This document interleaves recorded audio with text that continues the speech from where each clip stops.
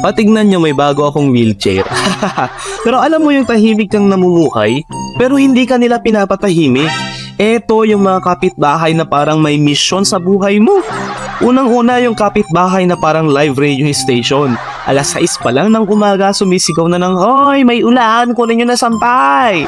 Tita, hindi po kami bingi.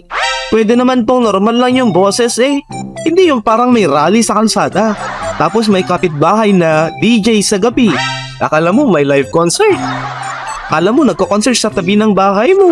Yung tipo, boom boom boom, sabay sabay. Tapos ikaw hindi mo alam kung matutulog ka o sasabay ka na lang sa sayaw. Lalo na pag alas 12 na. Tapos puro kantang pang break up pa. Ano to, sound trip o trauma bonding? Ito pa, yung kapitbahay na marites na may CCTV na hindi gumagana. Pero mata niya 24/7, promise.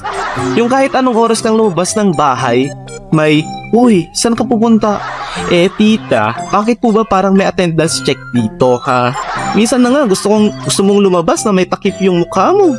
Baka pagbalik mo may full report na sa barangay. Ay nako talaga. At syempre hindi rin mawawala yung kapitbahay na may manok na walang orasan.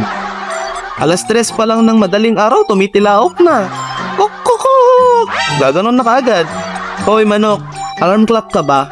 Tapos pag may bisita ka, may kasunod pang, "Uy, ang ingay ng manok nyo ah." Di sana, dinala ko na lang tong manok sa inyo para kayo nang maistorbo. Meron din yung kapitbahay na feeling pulis. Alam mo yon, yung konting ingay lang, biglang, "Hoy, anong oras na?" Pero pag siya yung nag-iingay biglang, "Ay, pasensya na, nadala lang sa kwentuhan." Di wow, may exemption pa pala kayo ha. Ganon. At ang pinakapanalo sa lahat, yung kapitbahay na nangungutang ng parang may membership card. Pag dumaan ka sa kanila, may, "Uy, baka may extra ka dyan." Extra?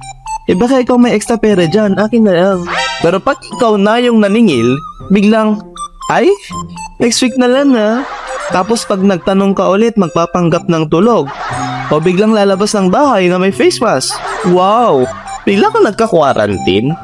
At ito yung pinakamalala. Yung kapitbahay na mahilig mag-video okay pero sintonado.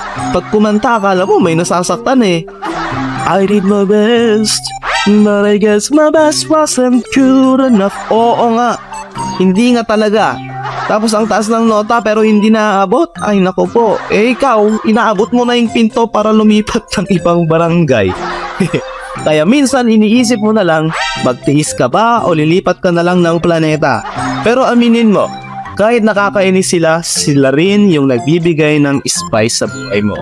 Ikaw, anong klaseng kapitbahay ang meron ka? O baka naman isa ka sa kanila? Bye-bye!